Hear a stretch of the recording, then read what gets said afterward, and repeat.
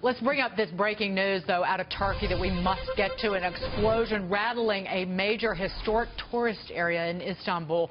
Local authorities say at least 10 people have been killed, 15 injured in the blast.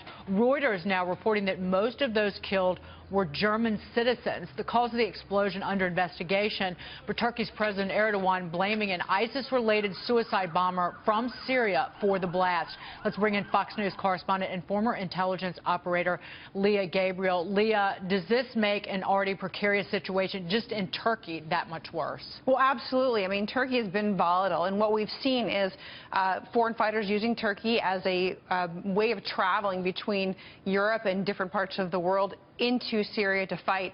But you look at what's going on in Turkey. You have to deal with the PKK, which is basically the Kurdish terrorist organization. We call them terrorist organization in Turkey. Then there's also Al-Nusra Front down in Syria, and then of course ISIS. So it's a very volatile area. And if you look at the travel websites for places like UK, even the US, you're going to see that Turkey is a place that there's known terrorist activity, that there are known concerns of terrorist activity, especially in places where foreigners visit it, and that's what we're seeing here. Well, and let's tie this in with the reports that these victims were German. You have the sexual assaults and the mass assaults in Cologne in Germany. Angela Merkel under intense pressure because of her willingness to take in these migrants and these refugees, and now this. Right. And how do you tie it all together? Now you have these Germans in Istanbul injured or losing their lives. Well, I think most likely what you're seeing here is that terrorists often target locations that are going to have an effect, a profound effect on different countries around the world. They want to fire for effect when they execute a terrorist act, right? So in this particular location, this is in northwest Turkey, but it's a popular tourist site. This is near the Blue Mosque.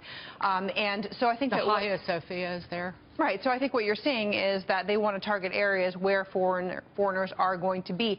And of course, this highlights what's going on in Europe with all these migrants coming from Syria, coming from North Africa, looking for asylum, but also the question of who is mixed in with these people who are traveling. You know, they say that a lot of these migrants that are coming out of Syria, the men tend to outnumber the women 3 to 1. And so you're seeing this group of people that you can't really vet who they are. They don't even have the proper travel documents. And of course, as you mentioned, Angela Merkel being criticized right now for allowing so many in without really being able to properly vet them. Right. Lea, we now have turmoil and conflict in the Arabian Peninsula and conflict between Saudi Arabia and Iran. We know all about Iraq, and we all know all about Syria. And now we see these developments in Turkey just several weeks after a Russian fighter got shot down. Do we need to be now calling this a regional conflict? This is no longer a civil war in Syria or conflict in Iraq. It seems like this is an all-out regional war. Well, this is absolutely a regional war, and it's a region that's been volatile for some time, but it's becoming more and more volatile. And what you're seeing in the broader region is basically the Sunni-Shia conflict that's growing worse and worse. You talked about Saudi Arabia, Iran, and what's happening there. This is a Sunni and a Shia issue, and it's not something that our country can get in the middle of necessarily and fix. It's a problem that's going to have a political, socio-political solution. And it's one that, because the president has so tried not to get more involved in what was happening over there, whether you talk about what is happening in just Syria, the Iran deal was of critical importance. But then it's here on our shores, not just the San Bernardino attack, but what about the arrest of those 2 refugees on terrorism charges just in the last several days?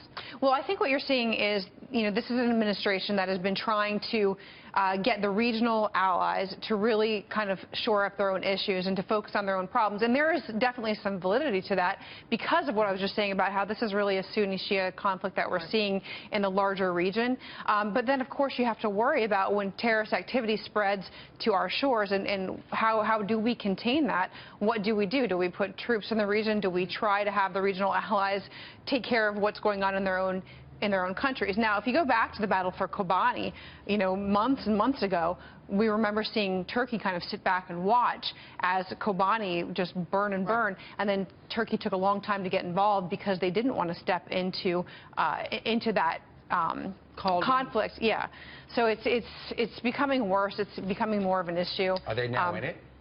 Oh, Turkey's this definitely attack. not. Oh, yeah, Turkey's definitely, and they have been in it. But again, I think what you really have to watch out for in Turkey and then spreading into Europe is these migrants coming across, the fact that there's this land bridge essentially, and then now you have to worry about, we're going to see more and more of this in Europe. That's the thing that I'd like to point out more than anything else. We're going to see more concerns and more issues with terrorism in Europe as we see those migrants coming across the Med and using that land. And the populations are really resenting. Yeah, well, and you go back and read about what happened in Cologne, it will give you chills. Yeah. Lea, thank you so much. Lea Gabrielle.